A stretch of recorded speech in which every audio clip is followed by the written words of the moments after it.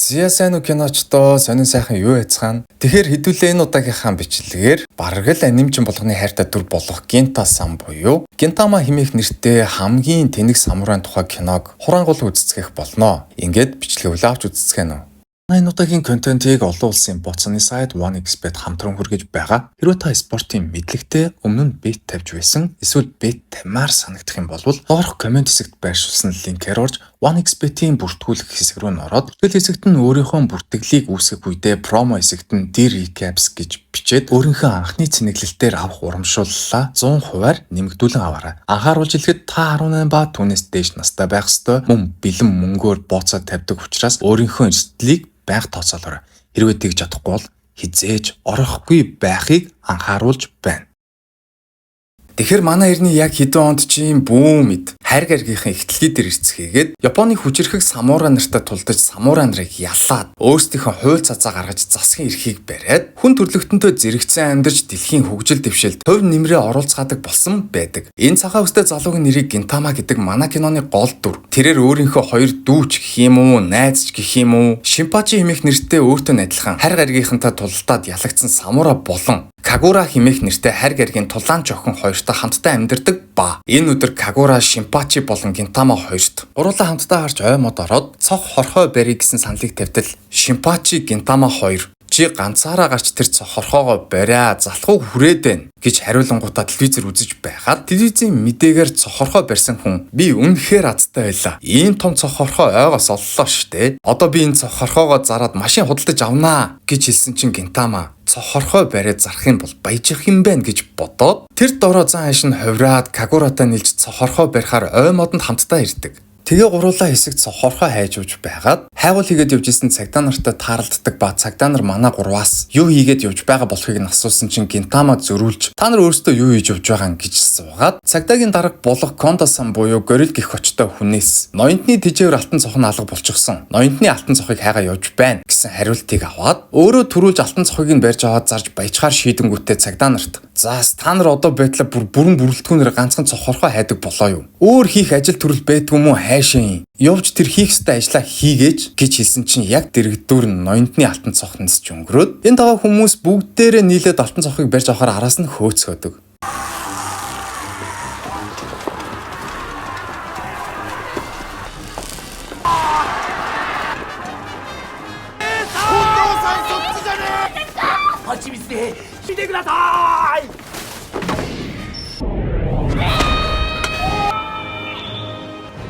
エリザベス、な食事を心がけ追われておるのか金時。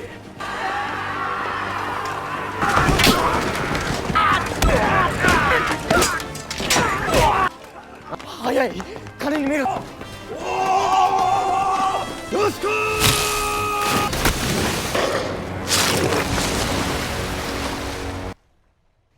ー。嘘でしょ。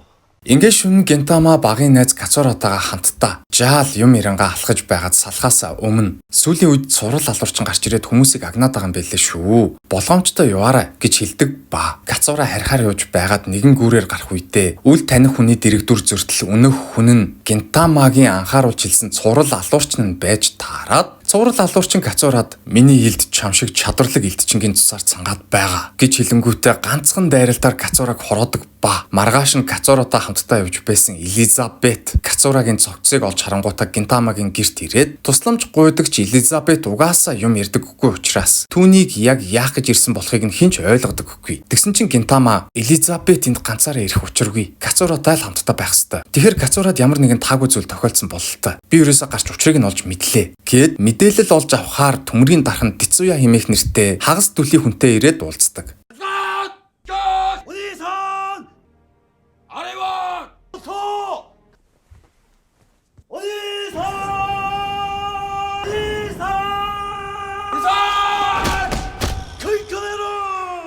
Энэхүү төмрийн дархан Тецуягийн хэлж байгаагаар аав нь нас барахаасаа өмнө Бони Сакура хэмээх нэртэй хүний сүнсээр хооллдог ягаан туяатай гайхамшигтай нэгэн элдийг уралж байсан ба харамсалтай нь тэрхүү элдийг нь хүн улгаалчихсан. Тиймээс аавынх нь уралсан хамгийн шилдэг элдийг буцаагаад олж өгөөч гэж гуйгаад Гинтама хүслэхөр болж харин нөгөө талд Шинпачи болон Кагура хоёр Элизабетээс өнгөрсөн шөнө цуврал алуурчны гарт амиа алдсан Кацурагийн хитвчийг нь аваад Кагура Кацурагийн цустай хитвчийг нь өөрийнхөө тижээвэр Садахару гэдэг нэртэй харь гаригийн муур нохонд үнэртүүлээд Кацураг хороолсон хүнийг үнрээр нь хайлах хар болоод хоёр тишээс салж шөнө Шинпачи болон Элизабет хоёр цуврал алуурчинг гараад ирж магадгүй гэд отолд хийж байгаад үнэхээр өнөөх цуврал алуурчинтай таарч дайралтанд нь өртөөд Элизабет нэгэн завчуулангуудаа замхан алга болж цуврал алуурчин Шинпачи руу илдээ далахтай зэрэгцэн Гинтама гарч ирээд Шинпачиг хамгаалж төмрийн дархны аавынх нь уралсан хүний сүнсээр хооллдог гайхамшигт элднийхний эсрэг тулдгаар болдог.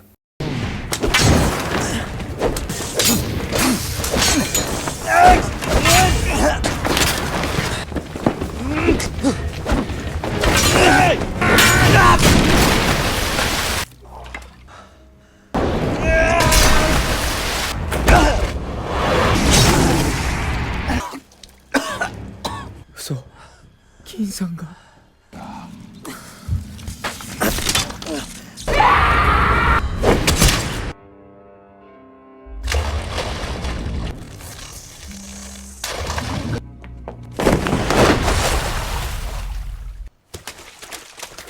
긴상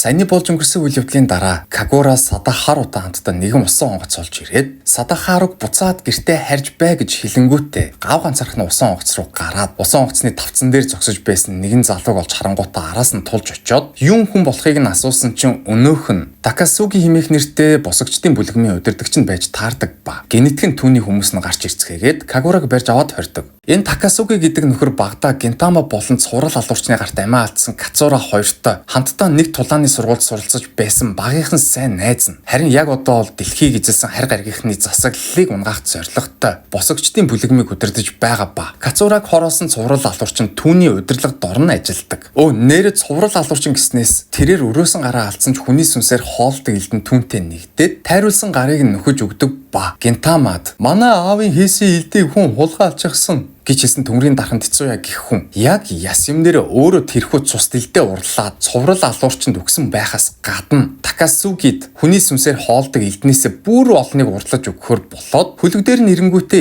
элднүүдээ урлан өгч харин Гинтама шархацсан байдалтай сэрээд нэгэн зэвсэг үйлдвэрлэдэг өвгөн дээр ирж өөрийгөө хүний сүнсээр хоолдог ягаа элдэнд ялагдсан болохоо хэлээд түүний өөдөөс тулдах гайгүй зэвсэг өгөөч гэж гуйсан чинь өвгөн дараах зэвсгийг санал болгодог. これを食えこれを食うとなグランドラインに飛び立てよ体全部がゴムのようになるのじゃっていうのさ人間がゴムゴムになるわけないジャンプの読みすぎゴムゴムならない痛い痛い痛いじゃれや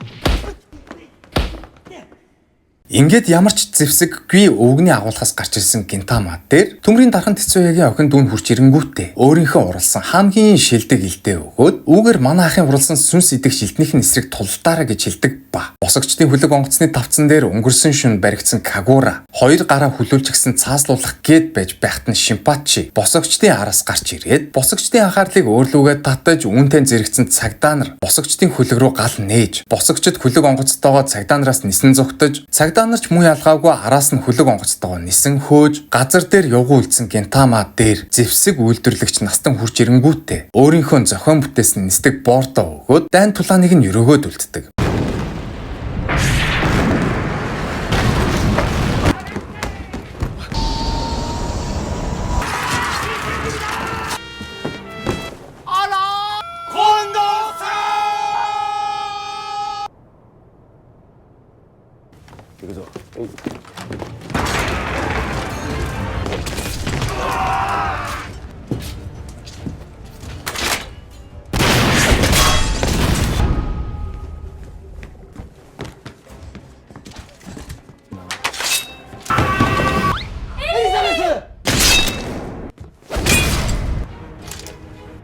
桂だ。黄泉の国から帰ってきたのだ。待て高崎。ちは。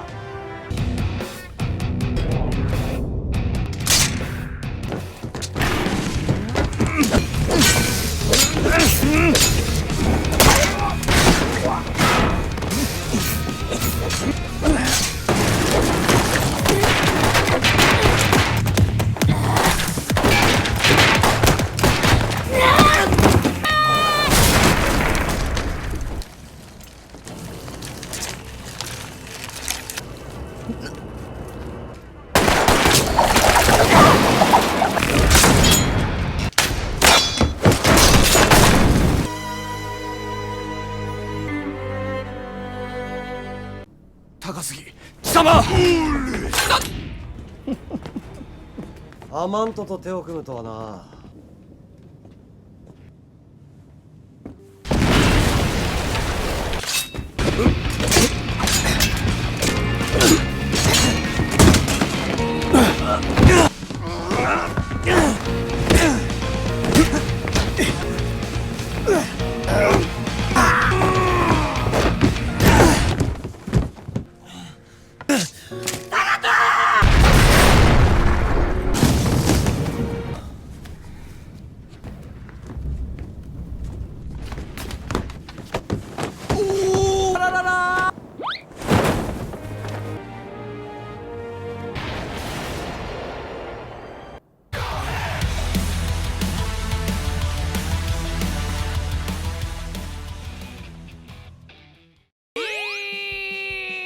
出来の悪いカラオケビデオだってある。入場させてあげないからね。それではカウントダウン